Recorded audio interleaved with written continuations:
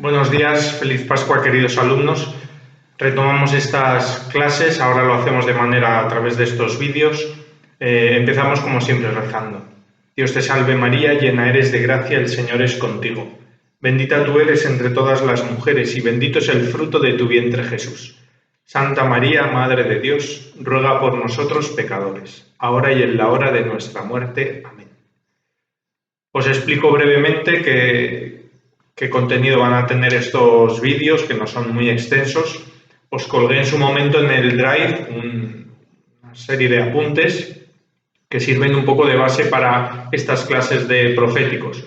Es verdad que son apuntes preparados para la asignatura con la cantidad de créditos propia de la carrera de teología, es decir, que a vosotros os servirán menos contenidos bibliográficos. Veréis que en los apuntes hay muchas referencias continuamente a una serie de libros, tanto el manual de Ábrego de Lacy de profetas como el comentario de Sikre Shekel a los profetas, que son dos tomos grandes, aparte del libro de Marconcini, una serie de libros. Obviamente no todos para vosotros son necesarios, yo os iré colgando con páginas escaneadas aquellos contenidos que son más relevantes y que por lo tanto necesitáis. Tenéis en su momento colgado de antes de Semana Santa unas páginas de, creo recordar, 5 páginas de Shekel y más o menos 10 de Ábrego de Lacy, que servían de introducción al profeta Isaías. Por lo tanto, ahora nos adentramos, voy a explicar en dos partes. En primer lugar, el capítulo 5 del profeta Isaías, la normalmente llamada canción de la viña o el canto de la viña, Isaías capítulo 5, versículos 1 a 7, y luego brevemente también algunos puntos, algunas ideas teológicas que se pueden sacar de todo el profeta. Como tal, sabéis que me estoy refiriendo a los primeros 39 capítulos de nuestro actual libro de Isaías, lo que habitualmente viene llamado como Proto-Isaías. En los apuntes y en las hojas también que os dejé hay una explicación muy sencilla de por qué el libro de Isaías actualmente se considera como formado en 3 momentos distintos, 3 momentos históricos, 3 teologías, 3 subrayados distintos puestos bajo el paraguas de un mismo nombre, que es el del profeta Isaías. Las motivaciones las tenéis allí claras, son pues motivaciones históricas, la referencia a momentos históricos totalmente distintos, separados entre ellos a veces de un siglo, motivaciones de vocabulario, motivaciones narrativas. Cuando se estudia de manera pormenorizada es fácil ver que está esta mezcla, ¿no?, de estilos, de teologías, en el fondo de personas. Vamos, por lo tanto, a pasar a este análisis. ¿Por qué Isaías 5? Bueno, podríamos haber cogido cualquier otro texto. Creo que es importante en algún momento ver de cerca, coger un texto de la Biblia y analizarlo, verlo un poco más pormenorizadamente.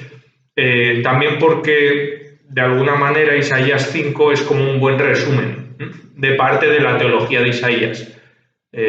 Una de las características del proto-Isaías, del primer Isaías, es la soberanía de Dios. Esta lucha entre el Dios que quiere ser soberano, soberano del pueblo, y el pueblo que de alguna manera lo rechaza.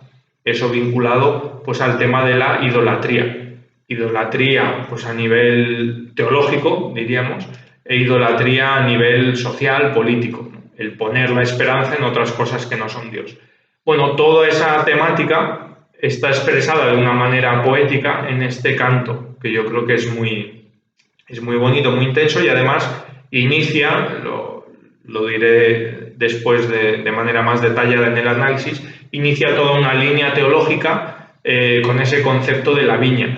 Seguramente no sea originario solo de Isaías, nos lo encontramos en otras páginas de la Biblia, en algunos salmos, el simbolismo del pueblo de Israel como un fruto, el fruto de un árbol, el fruto de un trabajo agrícola, Dios que aparece como el que planta, el que riega, el que siembra, y el alma, el pueblo de Israel, el fiel, que aparece como el fruto. Esto es una constante y lo veremos también luego incluso en el Nuevo Testamento.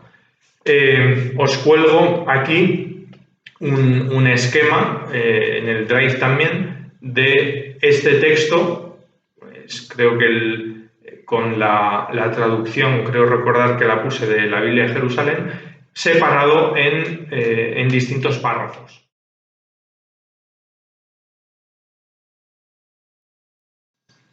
Bien, es interesante que podáis tener al menos el esquema de este canto delante por ubicaros en la parte en la que estamos y por seguir más o menos el mismo texto.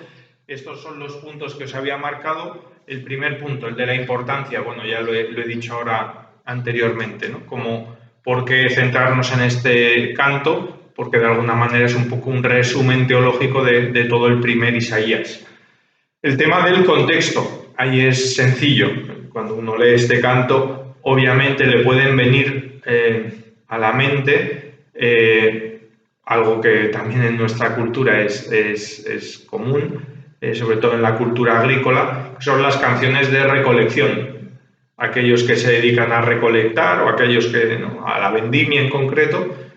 Tantos ejemplos conocemos de cantos tradicionales, hasta que pongáis ahí en YouTube, canto de vendimia, bueno, como los trabajadores del campo, para hacer más amena el trabajo durante largas horas o por fruto de la alegría, de la recolección que supone la vida, etc.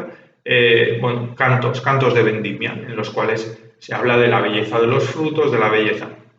Con lo cual, el contexto cultural en el cual se ubica este canto, obviamente es un contexto cultural de recolección de un pueblo, en este caso el de Israel, que ya ha empezado a ser un pueblo agrícola. Sabemos que la parte norte del pueblo de Israel, la zona de Galilea, es una zona más fértil y por lo tanto más propicia a recolectar, a cultivar, a trabajar el campo. Dentro de esa realidad del canto de vendimia o del canto, hay una serie de niveles de significado. El primero es obvio, ¿no? La posibilidad de que el esfuerzo realizado para obtener el fruto del campo pues no se dé. Ese sería el primer nivel, el más obvio. Cuando uno lee el canto, ahí es lo que se expresa. Planté, hice todo lo posible para que algo diese uvas y dio agrazones, dio uvas amargas que no se pueden comer. Ese sería el primer nivel de significado. El nivel sucesivo es que obviamente se hace referencia a un desamor. El fruto amargo supone la amargura del rechazo y todo el esfuerzo, la plantación, pues es el esfuerzo por establecer una amistad, una relación. Tenemos también, basta que buscaseis un poco en YouTube, también cantos de vendimia y vemos como muchas veces esos cantos están relacionados con la terminología de los afectos del amor, ¿no? La naturaleza en muchas culturas se convierte en un símbolo, en el fondo, de la realidad interior del ser humano. La belleza de la naturaleza está vinculada a la belleza de la amada, la belleza de lo que se ve en la naturaleza está vinculada a una relación amorosa. Uno piensa el cantar de los cantares, ¿no? Como toda la naturaleza es símbolo de la amada. Bueno, pues ese sería como el segundo nivel de significado. El tercero, vinculado directamente a la idea teológica, el tercer nivel de significado, pues es obviamente la relación entre Yahvé y el pueblo. Yahvé, que tiene que sacar fruto del pueblo de Israel, y el pueblo de Israel que no quiere dar fruto. Esos serían un poco los niveles de significado. El cuarto punto que os he dejado ahí es algo que ha conllevado como muchas interpretaciones, ríos de tinta que se suele decir, es el tema del juego de identidades. Es decir, cuando uno lee el poema, así a bote pronto podría decir, bueno, pues está claro. Si en el versículo 7 se nos dice que la viña del Señor es el pueblo de Israel, la viña es el pueblo, el que planta la viña, ¿quién es? Pues en teoría, es lo lógico, debería ser Dios. ¿Y quién es el que canta el canto de la viña? Pues En la lógica normal deberíamos pensar que el portavoz de Dios es el profeta, con lo cual, de alguna manera, el profeta tomaría la voz para cantar este canto, diríamos dirigido a Dios y en relación con su pueblo. Hasta ahí sí, podríamos entender que es así. Pero es verdad que cuando nos lanzamos a leerlo, se nos pueden venir dudas. ¿Por qué? Pues en primer lugar, por quién es, cuál es la identidad de ese amigo, de ese amado, que aparece en el versículo 1. Voy a cantar en nombre de mi amigo un canto de amor a su viña. Mi amigo tenía una viña en fértil collado. La identidad de ese amigo, pues habría que verla. El amigo, el amado, ¿no? ¿Quién es? Eso establece un cierto juego de identidades. El segundo es la referencia a los determinantes posesivos. Su viña, mi pueblo, el pueblo de Israel, una serie ahí de determinantes a lo largo del canto que van cambiando y que eso de alguna manera implica que van cambiando las personas que hablan.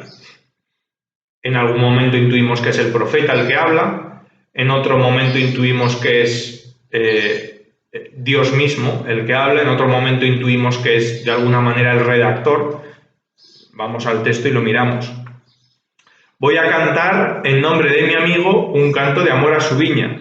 Mi amigo tenía una viña en fértil collado. Podríamos intuir que el que habla es el portavoz de Dios, en este caso el profeta. También en el versículo 2, la entrecavó, la descantó, plantó buenas cepas, etc. Versículo 3, ahora, habitantes de Jerusalén, hombres de Judá, por favor, sed jueces entre mí y mi viña. Ha cambiado, diríamos, el personaje. Ya no parece que hable el profeta, parece que hable el dueño de la viña, que en teoría debería ser Dios. También en el versículo 4, ¿qué más cabía hacer por mi viña que yo no haya hecho? ¿Por qué esperando que diera uvas dio agrazones? Versículo 5, de nuevo, la primera persona del que habla intuimos que Yahvé. Ahora os diré a vosotros lo que voy a hacer con mi viña. En cambio, en el versículo 7 pasamos otra vez, diríamos, a la tercera persona, a la visión del redactor, ¿no? del escritor sagrado que explica. La viña es la casa de Israel, es el plantel preferido, los jueces han sido juzgados. Bueno, ahí vemos ese juego de identidades que en el fondo lo que intenta es como una especie de recurso literario, lo que intenta es enganchar al lector, porque ya pone en el lector como el deseo de intentar descubrir quién es quién en este canto, hasta que llega al versículo 7 y el propio canto lo explicita. Como decía, dentro de ese juego de identidades aparece la duda o la cuestión de quién es el amigo, el amado. ¿Por qué? Porque el término que se utiliza, que es el término dodi, literalmente dod es amar, es el amado, por ejemplo, o la amada del Cantar de los Cantares, es el mismo término, el amigo, la amiga. Resulta que en el Antiguo Testamento se utiliza en algunas ocasiones para hablar de parte de Dios con respecto al ser humano. Hay seres humanos que son llamados como los amigos de Dios, los amados de Dios. El propio David, la palabra David, el nombre David, parece ser que haga referencia a este verbo. David era un poco como el amado, por eso tiene un poco ese nombre, David, Dodi, es la raíz del afecto. Se utiliza también ese término en otras ocasiones entre relaciones entre seres humanos, relación de amistad. Por ejemplo, David con Jonatán era su gran amigo, su gran amado. La amada y el amado en el Cantar de los Cantares están descritos esa relación con ese término. También en algún salmo se dice que el templo es el amado del alma, el amigo del alma, del ser humano hacia el templo. Pero nunca, en todo el Antiguo Testamento, nunca un ser humano llama a Dios con este nombre, con el término dodi, amigo, amado. Con lo cual, si realmente es así, mi amigo tenía una viña, si realmente mi amigo está hablando, está dirigiéndose a Yahvé, pues sería una cosa muy peculiar, ¿no? Que representaría como una gran intimidad. Que el profeta portavoz ponga como título de aquel a quien está dedicándole el canto, nada más y nada menos que a mi amigo, Yahvé, mi amigo. Por eso que digo que, bueno, hay una serie de juegos y de identidades que ha llevado a muchos pues a hacer diferentes interpretaciones de, en el fondo, qué es Isaías 5, cuál es la interpretación concreta. Por ejemplo, hay quien considera que es, os leo simplemente como un listado, hay quien considera que Isaías 5 es la canción del profeta por su propia viña, como si el amigo, él se estuviera presentando como en tercera persona. Hay otros que dicen que es pues la canción del profeta expresando su simpatía con su amigo Yahvé, llamativo. Otros la consideran en base al Targum, es decir, a las paráfrasis antiguas del texto, que es una alegoría con Abraham, el pueblo como semilla de mi amigo Abraham. Entonces, bueno, ya veis que hay una serie de interpretaciones sobre quiénes son los reales personajes del canto. La última cosa que quería decir a nivel de introducción, antes de pasar un poco al análisis de cada uno de los versículos, es el eje semántico. Estos nombres pueden parecer así un poco raros. Eje semántico, en el fondo, es qué idea atraviesa todo el canto. La semántica, el sentido, pues el eje, aquello que está presente de una manera o terminológica, o al menos en cuanto al sentido. Y en este caso es el término hacer. Os he puesto en el texto, si os dais cuenta, una serie de palabras en negrita y luego 3 pequeños cuadros que quedan en el margen. Las palabras en negrita hacen referencia a 2 cosas. Por un lado, algún detalle, por ejemplo, el pues ahora del versículo 5 está en negrita y los determinantes, el mi, determinante posesivo, están en negrita. ¿Por qué? Porque hacen referencia a algo concreto que después en el análisis digo. Las otras palabras que están en negrita son todas las que hacen referencia al hacer, el verbo hacer. Veis que también el verbo dar. ¿Por qué? Porque en hebreo el verbo hacer y el verbo dar fruto es el mismo. Las plantas en hebreo no dan fruto, sino que hacen fruto. Con lo cual, si nos ponemos a repasar, al final salen un montón de ocasiones en estos pocos 7 versículos en los que aparece el verbo hacer. Esperó que hiciese uvas, hizo agrazones, ¿qué más cabía hacer que yo no haya hecho? ¿Por qué esperando que hiciese uvas hizo agrazones? Pues os voy a decir lo que yo voy ahora a hacer con mi viña. Hay un juego ahí en él, por un lado, hacer de Dios. Dios hace una serie de cosas con el pueblo, pero el pueblo no se deja hacer o rechaza ser hecho. Rechaza, por lo tanto, hacer fruto, dar fruto. La consecuencia, versículo 5 y 6, es que Dios deshace. Estas 3 cosas son las que os he puesto en unos recuadros en los márgenes. Bueno, pues pasamos ahora un poco al análisis pormenorizado de cada uno de los versículos.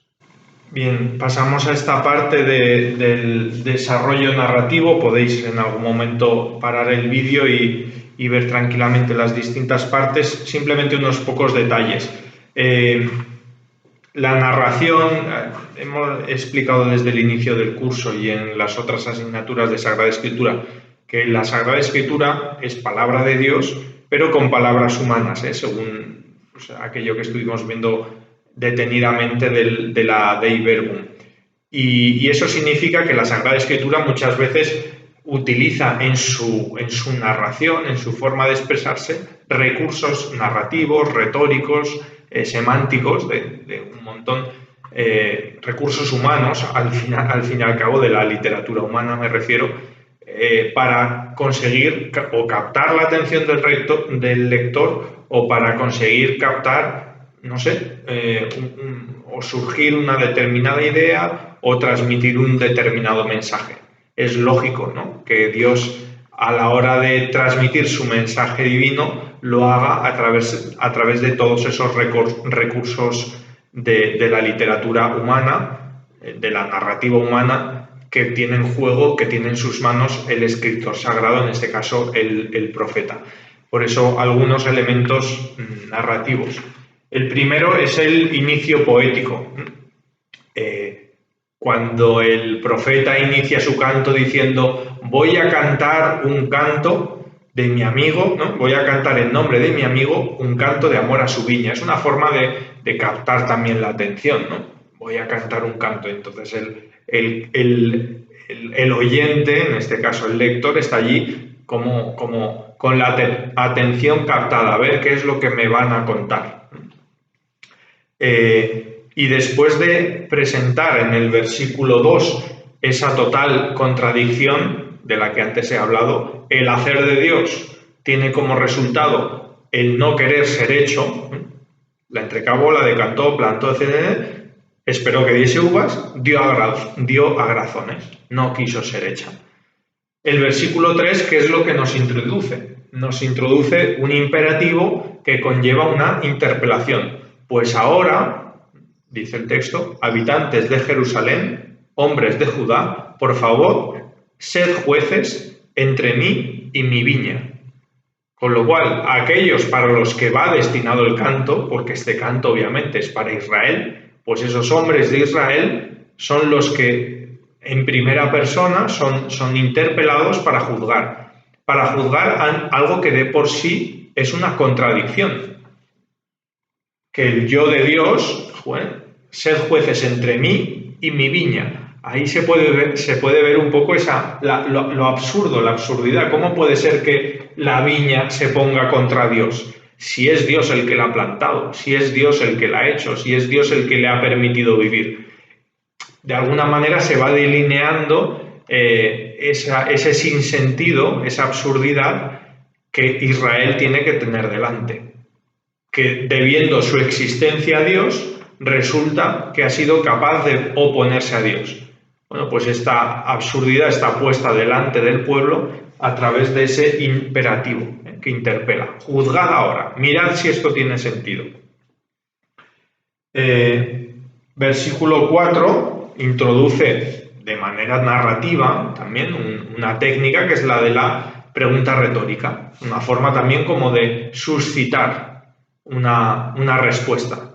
La pregunta, no esperando que se te responda, sino para evidenciar, subrayar algo. En este caso, la autodefensa de Dios. ¿Podía hacer algo más yo por mi viña que no haya hecho todavía? ¿Por qué esperando que diera uvas dio agrazones? Bueno, pues esta pregunta retórica del versículo 4 es la introducción de versículo 5 y 6, que sería un poco como la sentencia.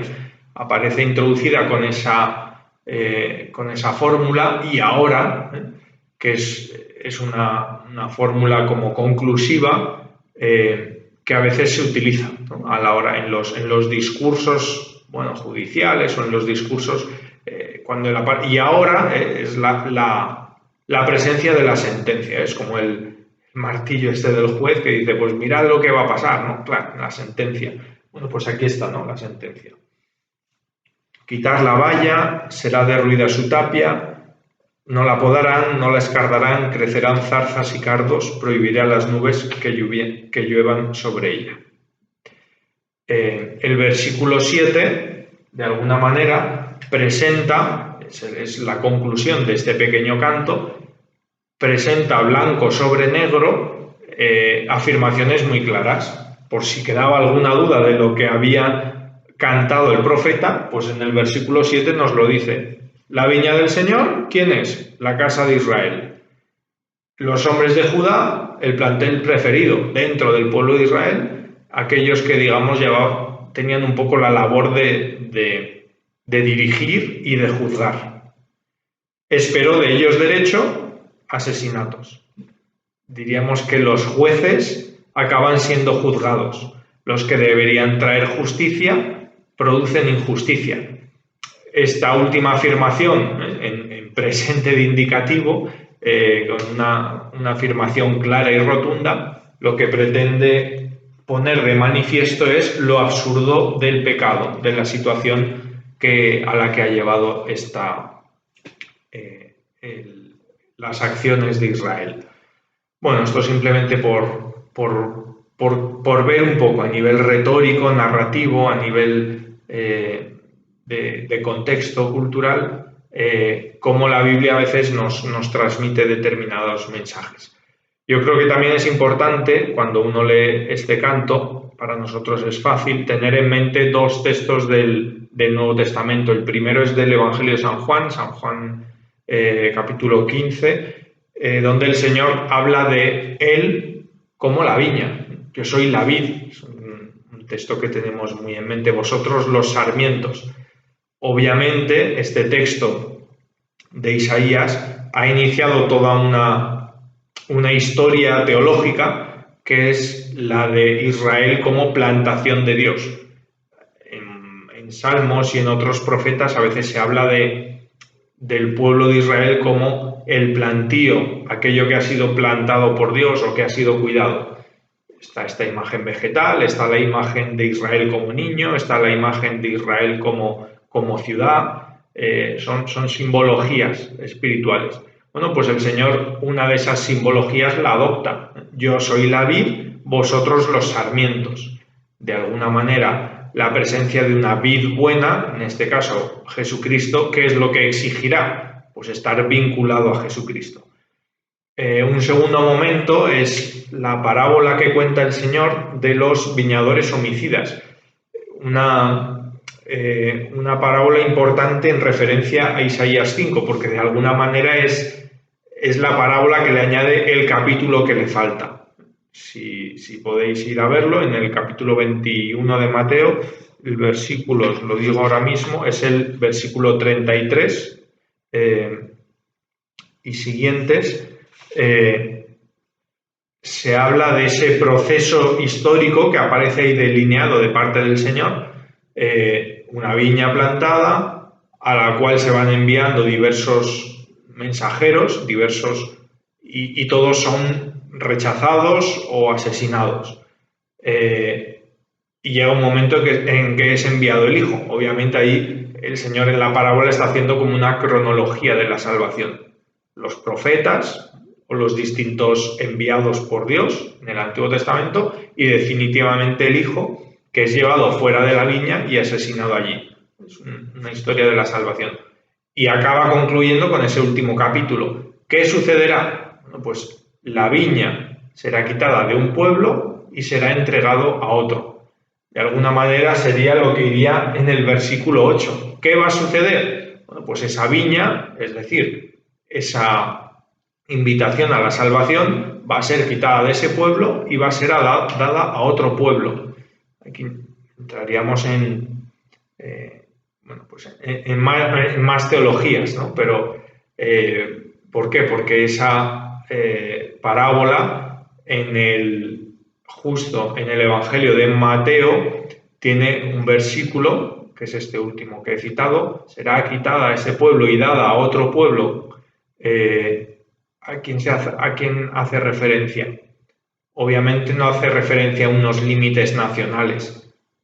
Ya no se está hablando de una salvación dentro de unas fronteras humanas, sino que se está hablando de un pueblo sin fronteras, lo sabremos al final del Evangelio de Mateo, en el capítulo 28, un pueblo sin fronteras, ir a todo el mundo bautizando, haciendo discípulos a todas las gentes y bautizándolas en el nombre del Padre, del Hijo y del Espíritu Santo, un pueblo sin fronteras que será enviado a todo el resto de pueblos para que todo el resto de pueblos den sus frutos.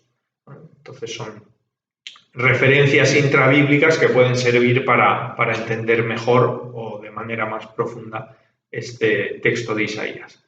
Bueno, Ánimo, buen estudio.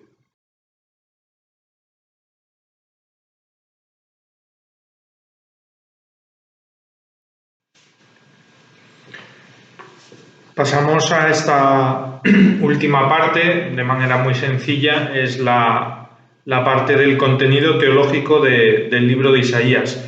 Lo saco de un pequeño resumen que hace un exégeta italiano que se llama Benito Marconcini.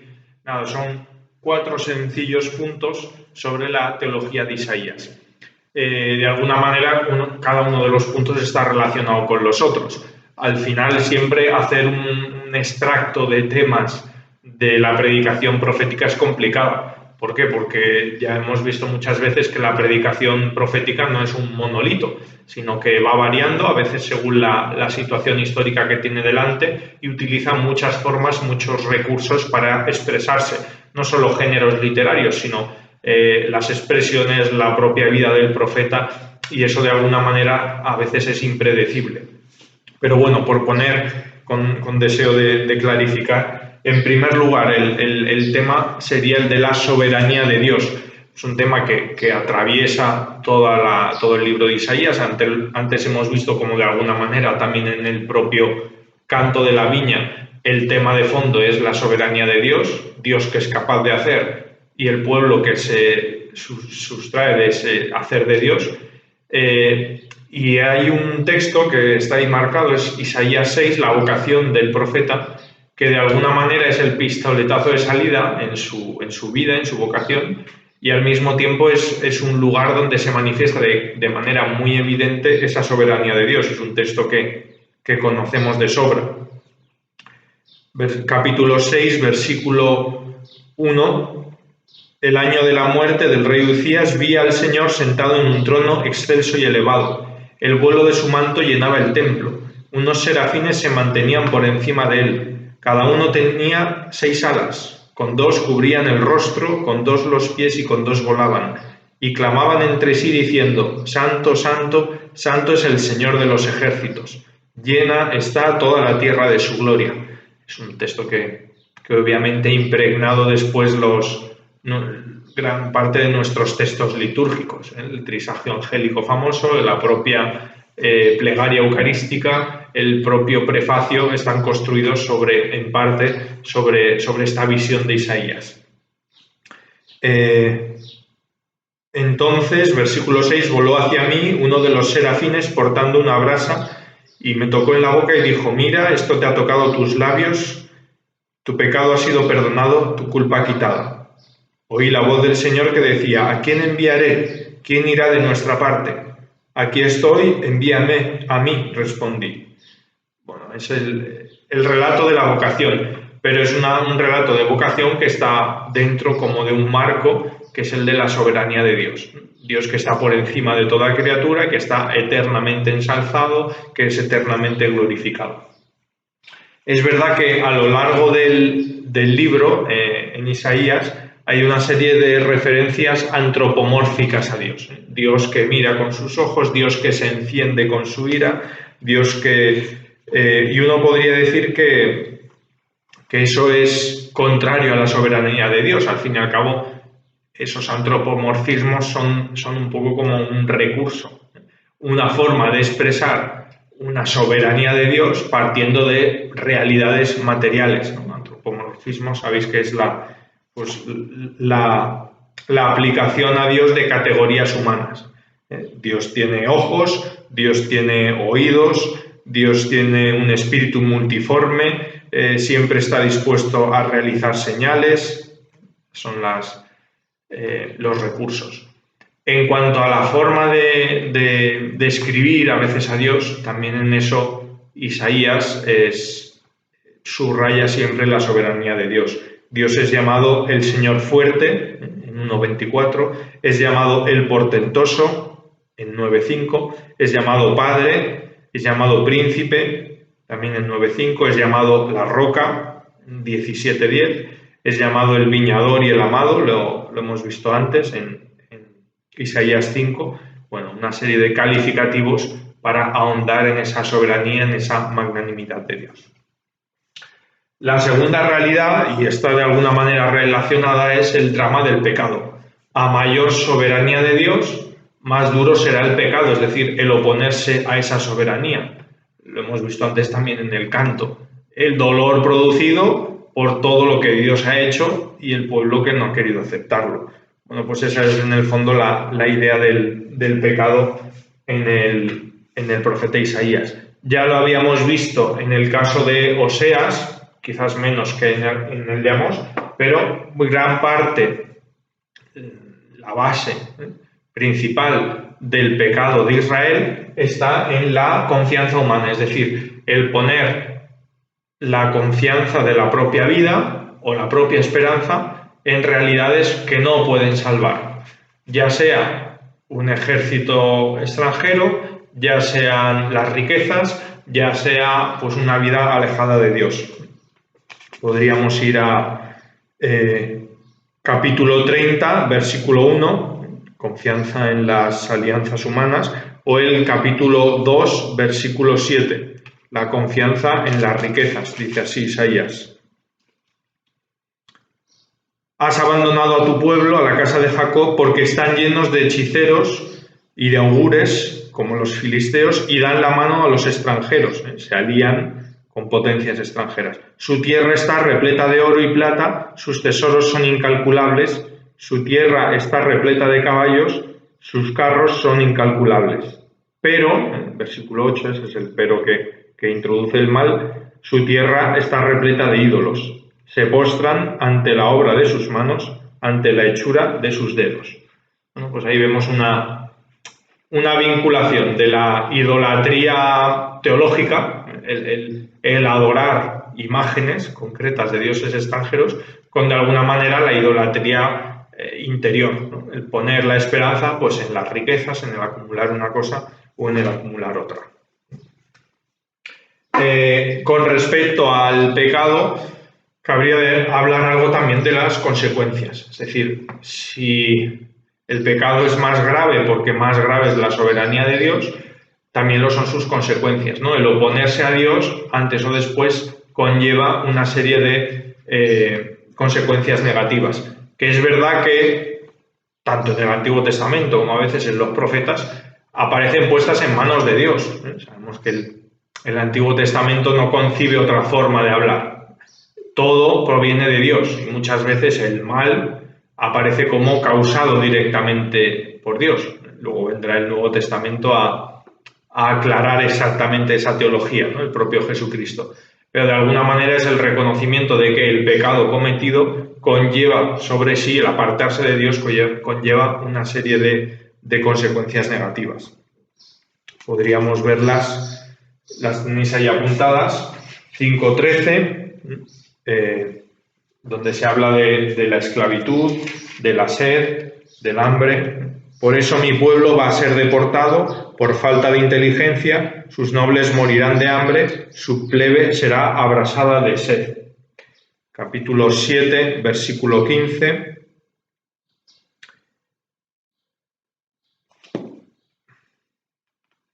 La devastación del pueblo. El Señor hará que te vengan a ti, a tu pueblo y a la casa de tu padre, unos días como nunca vinieron, desde el día en que el rey de Asiria apartó a Efraín de Judá. Aquel día el Señor silbará a los tábanos de los confines de los ríos de Egipto y las abejas de la tierra de Asiria, y vendrán todos y se posarán en las torrenteras de las quebradas, en las grietas de las rocas y en todos los espinos y matorrales. Fijaos qué escena tan fácilmente entendible y tan drástica. Todos los avisperos del mundo van a ser llamados, con el ruido de un avispero, de un enjambre, viniendo y posándose en todos los matorrales del pueblo de Israel.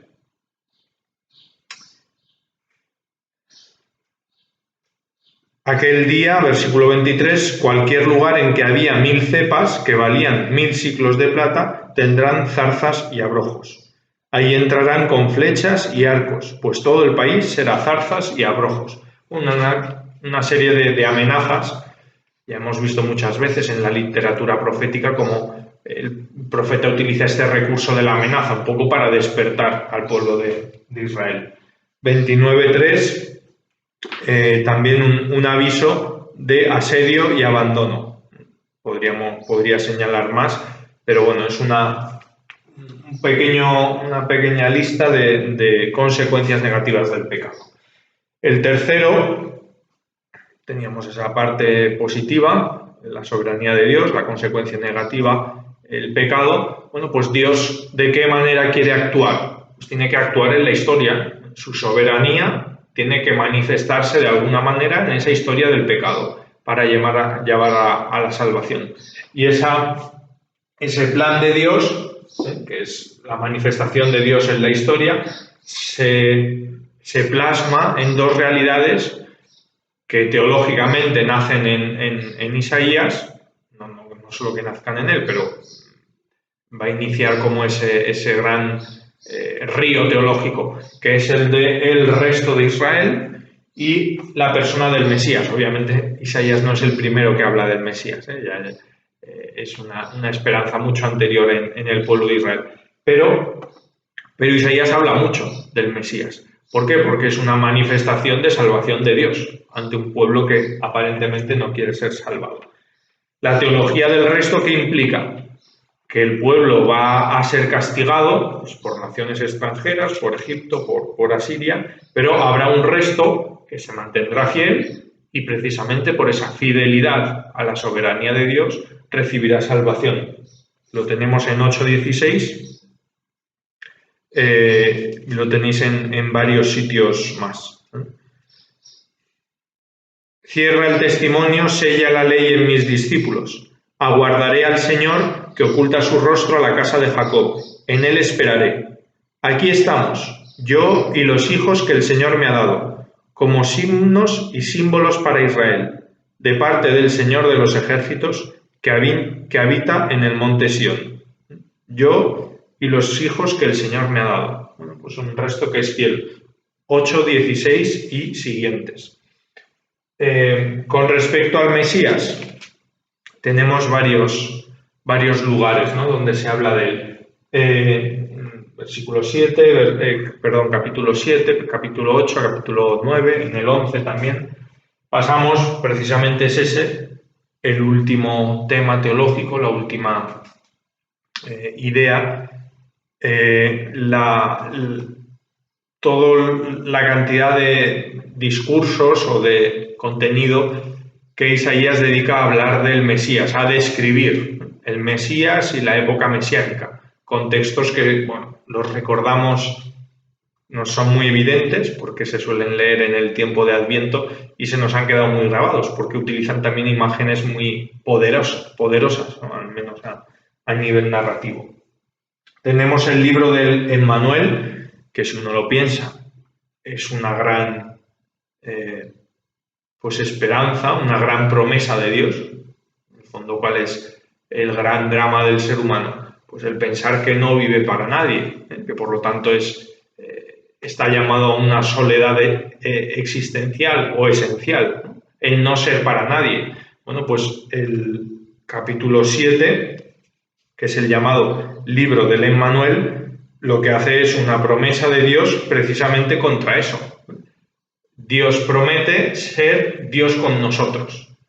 Emmanuel, Immanuel, significa el Dios con nosotros. Immanu es con nosotros. Él es la forma de referirse a Dios a veces en el Antiguo Testamento. El Señor te va a dar una señal. La Virgen está encinta, dará a luz un hijo, a quien pondrán por nombre Emmanuel. Esto es importante porque son luego textos que sirven un poco de marco explicativo para algunos relatos de la infancia, al menos en el caso, ahora creo recordar, del Evangelio de Mateo. Hay una referencia precisamente al Emmanuel. ¿Cómo acaba el Evangelio de Mateo? De hecho, empieza con el Emmanuel y acaba con esa misma promesa. Jesucristo en 28:20, que dice: yo estaré con vosotros todos los días hasta el fin del mundo. Una promesa del Emmanuel ofrecida a las generaciones sucesivas. Bueno, pues ahí vemos que está construida sobre Isaías 7. En Isaías 9 es un texto que para nosotros es muy evidente porque se lee, creo recordar, el día de Navidad, Nochebuena. El pueblo que caminaba en tinieblas vio una gran luz. A los que habitaban en tierra de sombras, una luz le ha brillado. Y os invito a leer tranquilamente toda la descripción del capítulo 9 y del capítulo 11 del libro de Isaías, en clave mesiánica. Allí se habla de Dios como Dios fuerte, como consejero maravilloso, Padre eterno, príncipe de la paz. Son imágenes muy fuertes. Quería simplemente también que viéramos en el capítulo 11, que es otro de los contenidos mesiánicos fuertes, esas imágenes tan impactantes. Saldrá un vástago de la cepa de Jesé, de sus raíces florecerá un retoño. No juzgará según apariencias, no decidirá según rumores, etcétera, etcétera. Versículos 6, 11, 6. El lobo convivirá con el cordero, el leopardo se tumbará con el cabrito, el ternero y el león joven engordarán juntos, un niño pequeño los guiará. El niño, versículo 8, el niño de pecho jugará junto al agujero del áspid, el destetado meterá su mano en la madriguera de la víbora. De alguna manera Isaías está anunciando un tiempo futuro, que es verdad que él no dice, en el cual todas las categorías que ahora conocemos y que están, digamos, ancladas sobre el pecado, es decir, la violencia, la muerte, el sufrimiento, todo eso va a ser, se le va a dar la vuelta en el tiempo mesiánico. El niño pequeño, esa imagen tan fuerte, meterá la mano en el hueco de la víbora y no le hará daño. Bueno, pues es una llamada, será la manifestación de Dios, ¿no? La incapacidad de recibir mal. Bueno, pues esto sirve, ¿no?, como el pistoletazo de salida de toda esta teología mesiánica, que obviamente está anclada en la promesa de Natán. Ya la vimos en la asignatura de libros históricos. Natán, que le dice a David que sobre él se va a construir una esperanza futura. Bueno, pues a esa se engancha Isaías. Nada más, ánimo, buen estudio.